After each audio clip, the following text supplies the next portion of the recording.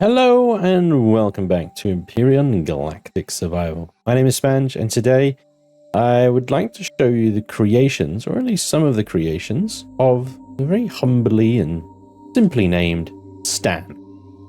Stan has been on my Discord for a while, and he has been sharing his builds every now and again in the Empyrion section of the Discord. And I have to say that every time he posts a build, I'm quite impressed with what I see. So I decided today to give him a little bit of a showcase of his builds, because I think they do deserve a little bit more of attention. And I think Stan is one of those builders that go kind of under the radar, as it were. But actually, what he's able to produce is pretty damn impressive. So I'm going to show you today some of his creations. His workshop is obviously a lot more extensive than what I'm going to show you, but hopefully it gives you an idea of what he's capable of building. Hopefully show you something that you might actually consider using yourself in game, because some of these builds are pretty damn awesome. We're going to start off with a nice 2.1 million combat CV for Reforged Eden called the Corsacu. Now, of course, I may have mispronounced that. Corsacu is what I think its name is, based on the name. But I'm sure Stan will tell me if I've got it wrong. That's my guess, is the Corsacu. But yeah, here it is, and we've got straight away a lot of lasers, and then a couple of artilleries over on somewhere on this ship. We'll have a look for them later, but let's have a quick look at the stats here. So this is what we call in Reforged Eden a shield fighter. It's got decent roll, it's got decent pitch, it's got very good yaw, and then a good sort of 45 in most directions. Up and sort of down thrust is the lowest at 29, which is fine. Essentially what you would do is position yourself at a decent range of say 500 to 700 meters from the enemy target, proceed to place the ship into a spin while opening up with the lasers, and when the target shields are down, you then let rip with these mighty artillery cannons, preferably sniping the core out of the vessel, or at least taking off select components depending on what you're doing. As you can see, this ship has enormous thrusters for its size, and that's what enables it to conduct a spin so fast that the enemy's weapons tend to just miss. And so actually, it just doesn't take any damage. And this sort of design and this sort of ship and methodology is how you can take on some of the bigger and badder ships like Taveras, Longs, and things like that in Reforged Eden without actually going out and getting the auxiliaries and quantum cores and stuff that you need to go beyond that very restrictive 2.1 million CPU that Vermilion has designed this scenario with. So it's an ingenious design that several players have now come up and perfected. And Stan being one of them here with the Corsacu. And I mean, aside from the functional side of the ship and how it's clearly thrusted and designed for maximum firepower output and spinny speed, it's actually really nicely done. The block shaping is very good. I like the block variety. The color scheme, you'll notice the similar color scheme from most of his builds. He's got this kind of pale blue deal going on with highlight colors, grays and stuff in between. Use of the heavy glass there is very clever. The variety of block shaping and things like that gives depth. Otherwise, his texturing is actually pretty straightforward. He usually uses sort of standard hull textures, but even then there's a variety. He's got sort of a worn texture here and then a smoother texture over here. So he has taken time and effort to make sure and to see that textures are in the certain places kind of go with the overall theme of the ship. And he's even gone as far as putting symbols and work on there as well to make it even more kind of distinctive. So it's good to see some attention to detail there and a bit of block shaping around this sort of classic, now classic, I would say, design system that Reforged Eden has kind of spawned in combat ships. Use of deco blocks as well around thrusters is really nice. This whole kind of angled thruster array wing that he's got here is really cool. I think that is really distinctive, and I think that's quite unique and nice as well, and it just creates this nice little area for these laser turrets to go in. So this thing's going to down shields reasonably quickly, I think. You're going to have to be careful with it, though, because it is a 2.1 million CPU combat ship, and most of that CPU has gone into the thrusters. Unfortunately, that means that the shields have really been neglected here. Only just under 5,000. I've seen hover vessels with more shields than this, you know? So he's got an advanced shield array in here, and that's it. The first upgrade I do, I mean, if you can get an aux core or something in there, the first upgrade I do is expand these shields. However, if you're using this thing correctly, you won't need shields. Most of the incoming fire should miss if you're doing the roll correctly, and you can feel free to just maintain your distance 500 to 700 meters from the target and let rip with all this weaponry. But yeah, I still just think the block work and shaping for a combat vessel is really appreciated. I think this is a nice level of detail to be done on a ship like this. It looks great. It looks really nice. The thruster housing as well, simple but effective. The texturing around that just looks great. There's a little platform on the back here for you to park your ship on, and then we go straight into well, the sort of bridge area, and everything's very sort of compact, and you can see how he's just trying to cram as much stuff in here as possible. A constructor, an armor locker on the ceiling there. There's no actual way from here up to the bridge. I guess you're just going to have to jump or jetpack up. And then you've got a simple cockpit with great visibility out there, which is going to be really handy for sniping whatever you need to snipe with those artillery cannons. So that's good. And then we'll quickly just go down here and into the very bowels and the guts of the thing. You can see that there's room in here for extra upgrades. You can swap crates out maybe. There's this place here as well, perhaps for an offline protection if you're in PvP or something. But you can come down here and there's even more room down here. And then we start to get a glimpse of what lies towards the front of the ship here. But let me just sort of God mode through so you can see everything is pretty crammed in here. He's even got RCSs, large generators. There's the warp drive down there, the tank, shield array obviously, and fuel tank. So, you know, this is not designed to take hits, this ship. If it takes hits, everything goes up all at once. I mean, that's fairly common, to be honest, with combat ships like this. They are not designed to weather the storm. They are designed to avoid it. And then just a cheeky little sneak peek in through these blocks so we can see down through here. We can see all of this Xeno armor, the detector there for reasons. And and I think it counts as a weapon. That might be why. Anyway, the generators and stuff and thrusters at the front here, attracting incoming fire to this armored nose. So that if the shields do drop, or maybe you messed the roll up, or maybe something got in the way, or whatever, if the shields do drop, as long as the ship is facing the enemy, all incoming damage is going to go against all these blocks, all down here. It's going to take a time for that to erode away and give you time to either finish the fight or get the hell out of the fight. So, a pretty classic design now, I think, for shield fighter CV builds, but I think you'll agree. Very nicely done. Not only has he got an excellent design here for combat, but it's just he's done a great job on the block work and texturing and stuff like that. It looks great. It looks great. And if you don't like the blue, don't forget you got the replace mode on the color and texture tool as well.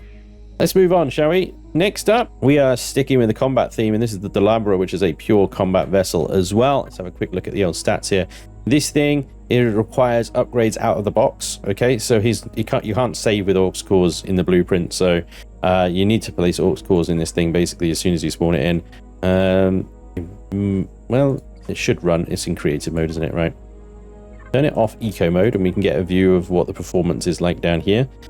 So again, we've got similar amounts of roll yaw pitch, a very good down and up thrust at 62 meters a second, about 50 in every other direction, 30 lefty righties. But yeah, no, very maneuverable for a capital vessel, and you can see just the level of armaments on this thing as well. Similar level of block shaping and texturing. I mean, he's definitely got a style, hasn't he? You know, he's definitely got a style with his ships. He's gone with the same sky blue and the greys, but now he's gone for yellow highlights as well, which work really nicely. But yeah, he's got the same sort of symbol work and stuff going over the hull here. The same or similar type of hull texturing, although he's done away with the rough texture of the previous one, and he's gone for the more smooth hull texture, which is nice. But yeah, block work like that up front, it just looks smart. It looks really smart. Clever use of blast doors as a landing gear here to prop the ship up on the ground for that sort of raised front area right there. And you can just see the level of detail he's gone into with symbol work, block shaping, texturing and stuff like that. just because it's a combat ship doesn't mean he's slacked on the detail. And then he's got these cool looking engine pods on the side here, like nice little compact nacelles. They look great. Flat cannons up on the side as well for drone defense. And it's basically just like it's the big brother of the previous ship, isn't it? Really. But yeah, nice little long range radar tucked in there as well. It's great shape. It's really great shape. And a really nice work on these nacelles. I really like the compact sort of nature of them. They really hold those thrusters quite nicely. Very simple and effective. And then lots of guns everywhere. So it looks like we've got cruise missiles, maybe rocket launchers, laser turrets everywhere, GATs or bolters and stuff like that everywhere. Good array. I'm not seeing manual fires. Am I being blind? I am. Hang on a second. Let's turn them on. Here they are. 6 artillery cannons, 3 on each side. That's beautiful. That is rather nice. Spare thruster just to top the numbers up there probably. And again, at the back here, we've got a nice little landing pad for a small vessel. And then we're straight into the practical side of things. A great thing, Stan has put in a instructional LCD here about how to upgrade and get this thing up and running, which is always very helpful and appreciated. Lots of color in here, I must say. Bright red teleporter, bright blue oxygen station, purple containers, lots of color, but presumably just to easily spot things. Cheeky bit of signal logic there on the teleport, which is nice. A big constructor storage. There your aux cores go, that sort of gap there. We've got a bunk over there, I've got a shower over here. So we've got everything in here that we kind of need to stay. And again, a nice, very clear a view out the front there to enable you to snipe those artillery cannons beautifully. Let's take a little trip down here and we can see more LCD work pointing out places of upgrades, more auxiliary cores. This thing can be upgraded a lot. The previous ship was pretty much maxed out at its 2.1, although you could cram some more stuff into it. This thing is clearly designed to have a lot more stuff. Yeah, large generators right there over those deco blocks there. Great use of the deco blocks like that. And you can see the shield capacitors in here already. So let's have a look at that. Shielding at 30,000, which is more kind of on par with what we'd expect from most sort of mid-range combat vessels, I suppose. You've got the standard capacitors in here, but if you can add the aux cores and the quantums, he's got all the other places for the shield boosters labeled out in these LCDs here. As you can see, everything else is sort of crammed in here. There's not much forgiveness in space, but yeah, these ships aren't designed, like I say, to tank hits. They're designed to avoid them, so that all tracks. Now, interesting point as well. I'll just talk about the core locations. The previous ship had the same thing. The core being at the front-ish of the armor starting. So the armor's profile on this is very similar. You've got lots of armor all the way to the front. Nothing. Maybe a couple of thrusters to draw fire and stuff like that. And then you're straight in to the core itself, pretty much, is the first component of the critical components. And there's a very good reason for that. There's a very good reason. You might be thinking, what the hell? Why would you put the core there? Surely that's terrible. It would be the first thing destroyed. Exactly. It would be the first thing destroyed should the ship become compromised, at least from the front angle anyway. Once that core is dead, the ship turns off and it no longer becomes a target. Then the AI stops shooting it. So by having the core there, you're essentially protecting everything past this point. Okay, so that's the large generators, that's all the CPU extensions, that's all your auxiliary cores and your quantum cores, all your really, really expensive critical components are protected because the core has been sacrificed. Very, very neat trick. First I heard of it was from Artemis Rouge, very, very good builder of these sort of combat shield fighter type ships as well. But Stan has seemed to have adopted that well and has designed it into his beautiful ships here. So very nice stuff. Now it's not all combat ships with Stan. He has got some little things as well. We've got the is this the Meerkat? I can't remember. No, this is the Seerkat. Seerkat, Meerkat. Forgive me. Talon Starter HV. And he's had a little go at making some Talon vessels, which I think is cute. But this thing is just like really, really cute. It's a fantastic little starter vessel. It's so cheap. And as you can see, it's got a grinder on the front, a single gap for defenses, and it's got these nice little kind of vented engine pods here, which look fantastic. I love the RP on that. Really, really nice. There's a storage, 1200 in that one, 1200 in that one as well. So you got a nice little bit of loot capacity in this little thing.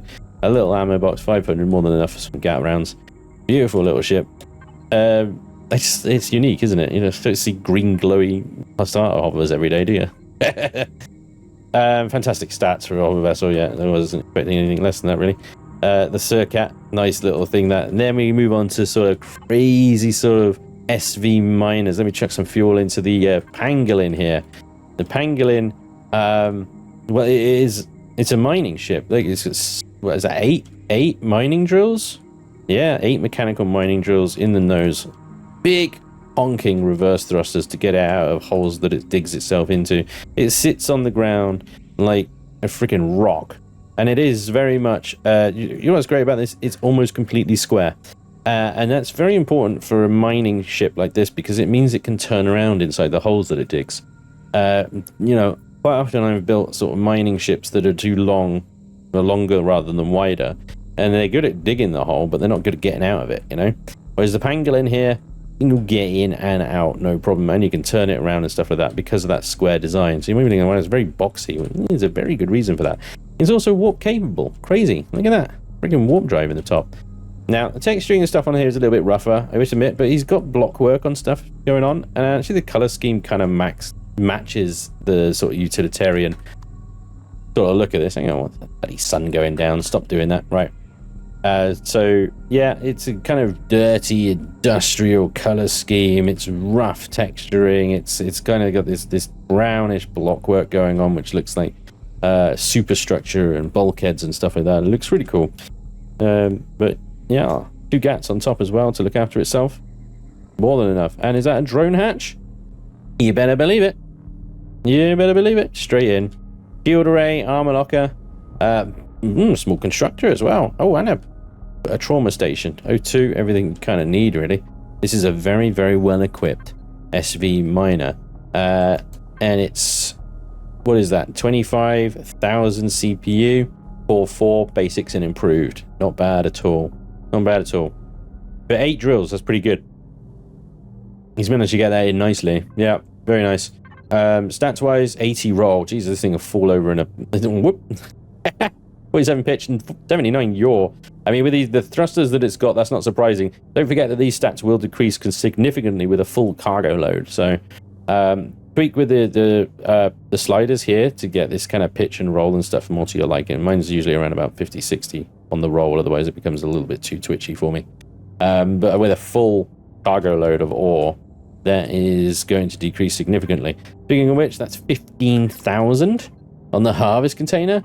And then we got a couple of small containers as well. So that's pretty good. Industrial storage box, harvest controller, fridge, ammunition controller.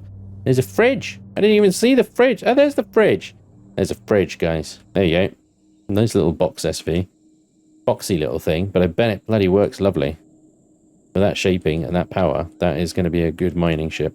Then we've got the Meerkat, and the Meerkat's kind of up here with the circuit.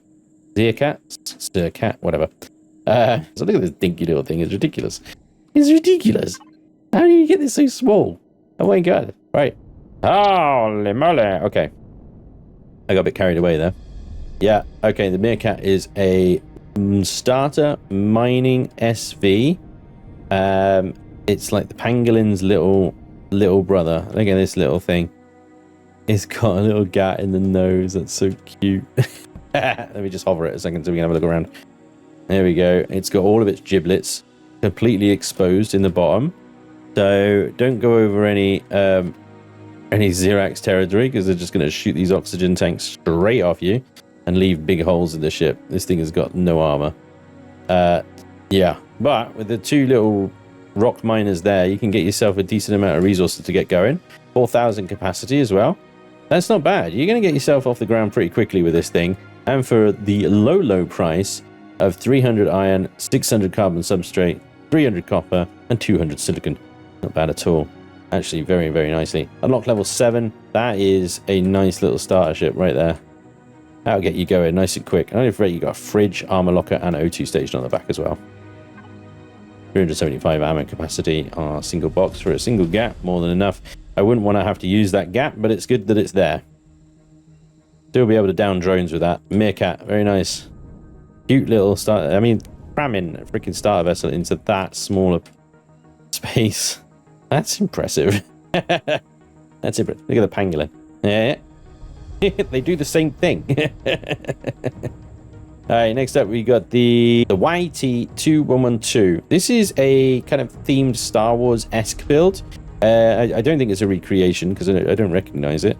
Unless there's like something like this in the greater Star Wars lore that he's taken it from. But as far as I'm aware, it's a unique kind of take on Corellian design. And this is a cool looking ship. Look at that. Look at the profile. It's like a butterfly. Decent looking ship there. I love this little detail around here. This looks so cool. And he's got this like plating over the top of it. It looks awesome.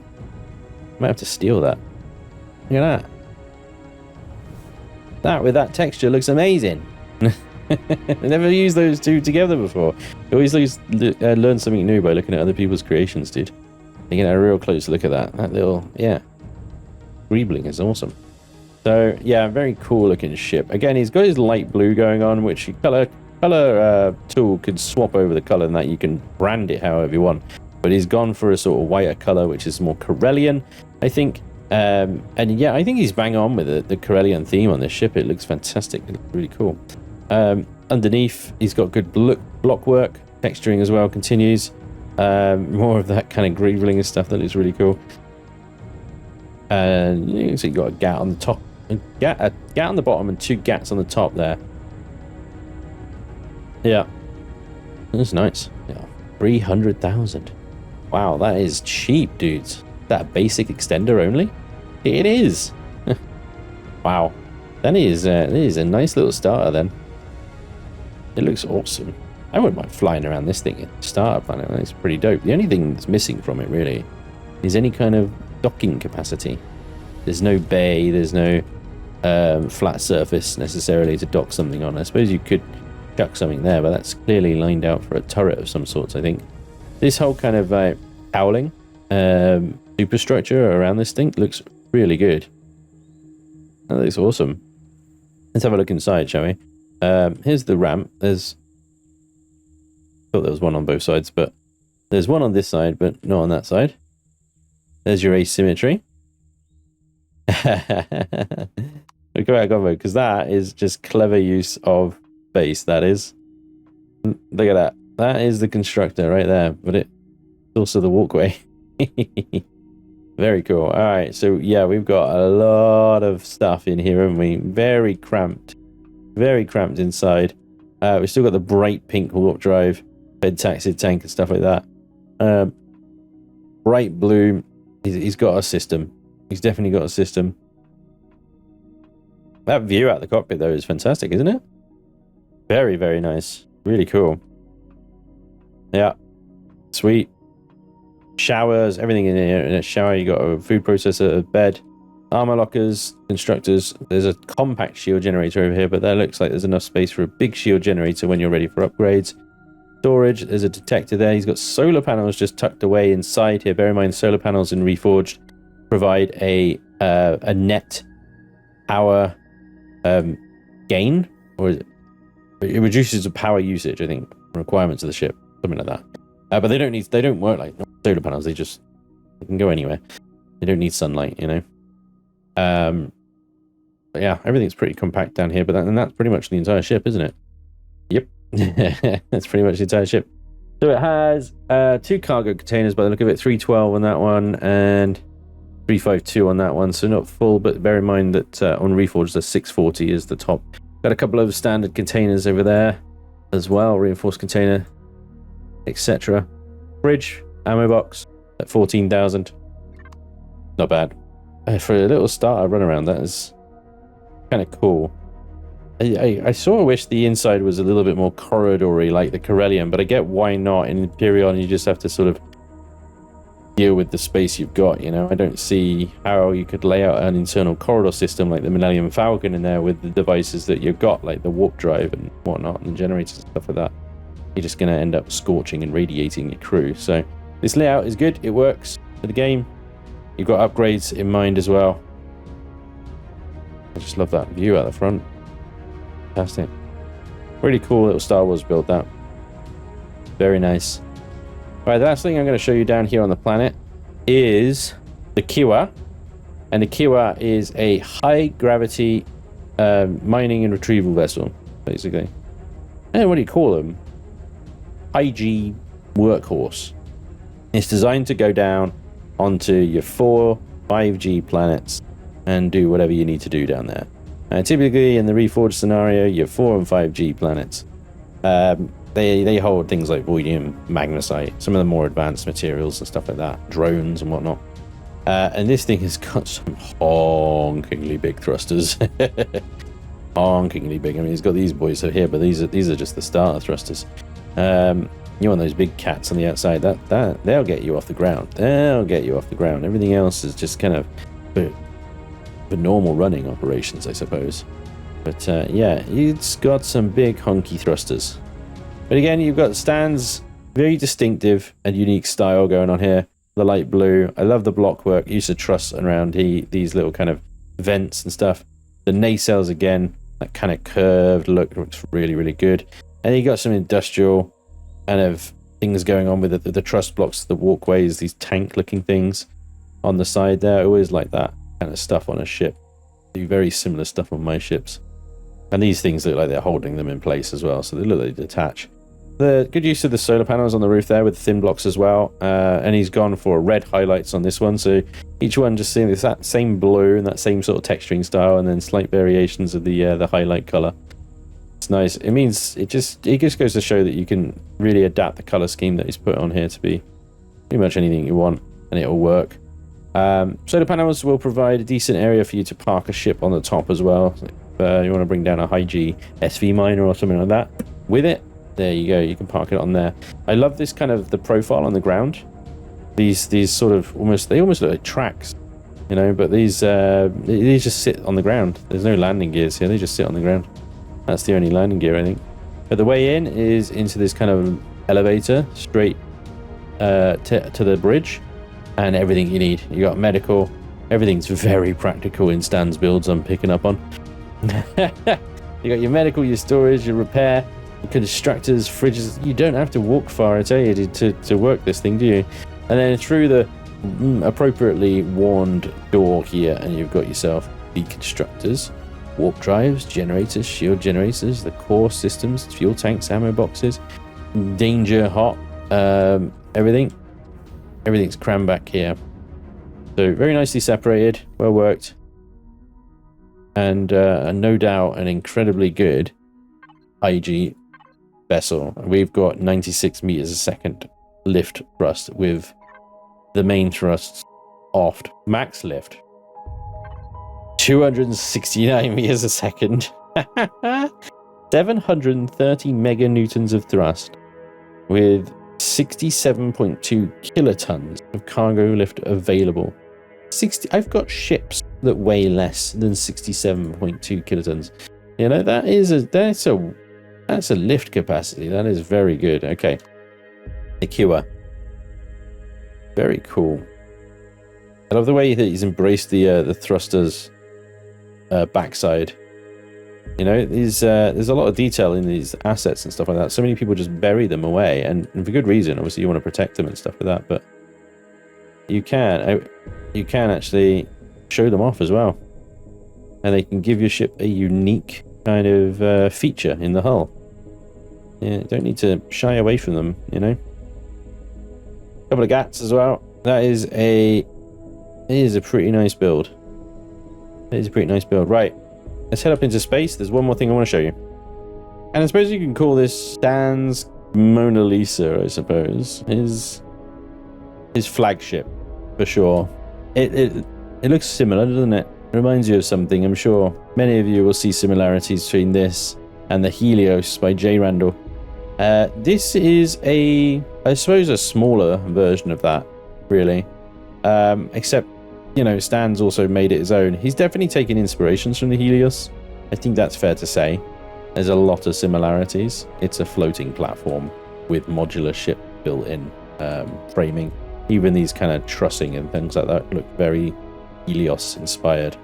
But with Stan's own twist, his color palette, his texturing style, you know, his use of block shapes and stuff like that, and the fact that he's managed to compact it down. One thing I've noticed about Stan's ships is they're all very compact, very efficiently designed. There's very little kind of fluff inside, you know, it's all business. It is a working ship. It's a ship that works in the game that you can use. You don't have to navigate through deco blocks and seating areas and elaborate quarters and stuff like that to get things done. It's all just there.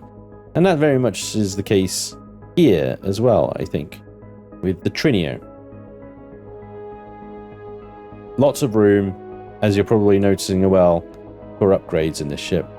Extra turret hardpoints, extra thruster hardpoints. Of course, the modules themselves we'll play with in a second. But this is your mobile base. The Trinio is like the Helios. It is a modular carrier. And these are the modules that go with it. And each module does a different thing. Has a different purpose. For example, this one is the production module. And it is chocker full of storage, constructors, deconstructors, and so on and so forth.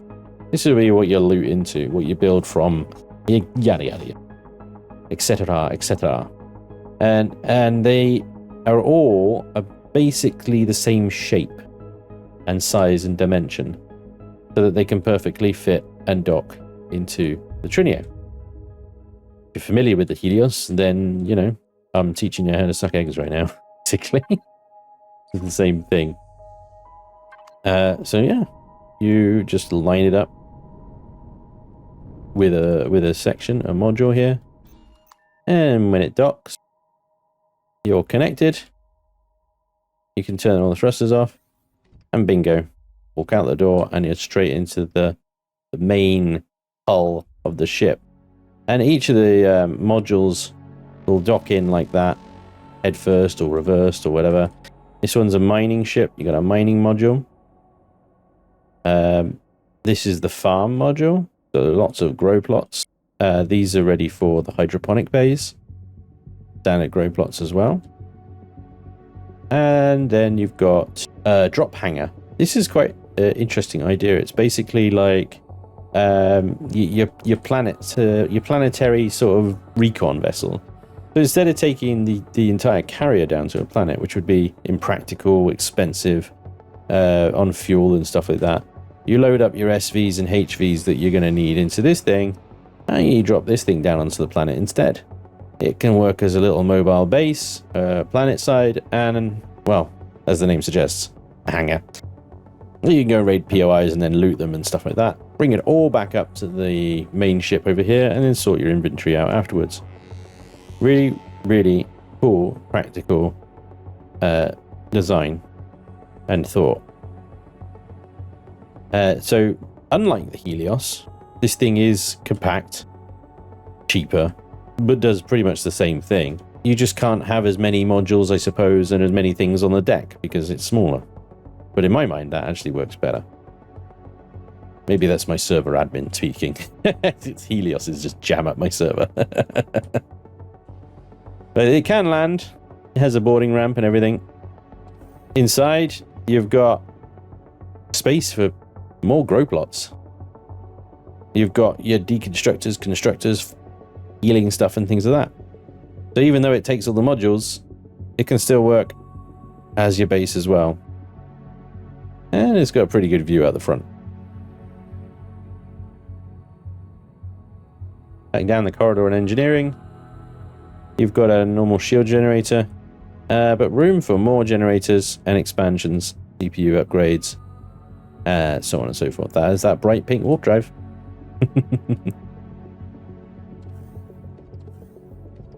Loads of room for extra stuff here, isn't there?